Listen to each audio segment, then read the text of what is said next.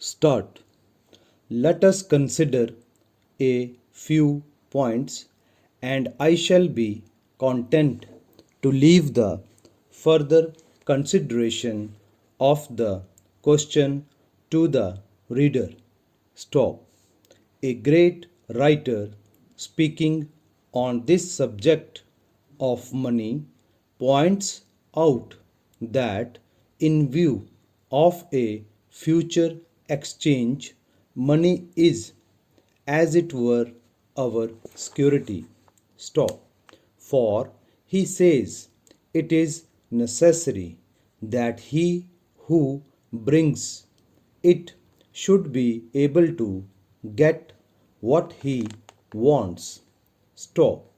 If the reader will take into consideration the full meaning of the last sentence, he will see that what he wants is but another way of saying what he desires. Stop. Again, another authority declares that coined money is a kind of bill or order payable at the will of the bearer. Stop.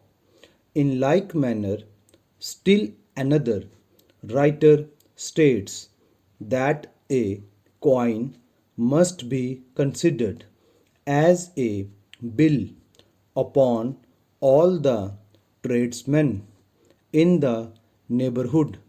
Stop. That is, if I have received a coin for services rendered to somebody else, I can have in return anything I desire which is equal in value to it. Stop.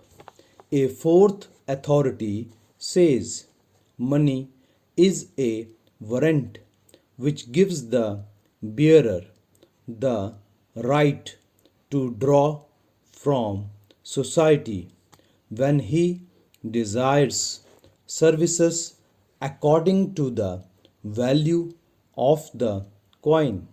Stop.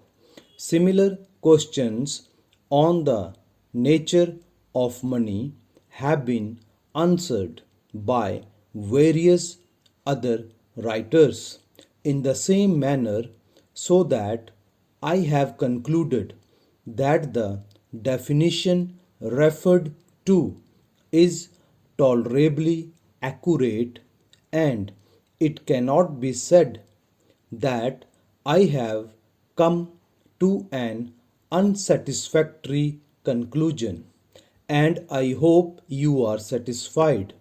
Stop. Nowadays, most of the transactions of commercial and industrial life are carried out as far as possible by means of various forms of paper money, the most important of which in this country is the check currency with which our banking system provides us. Stop.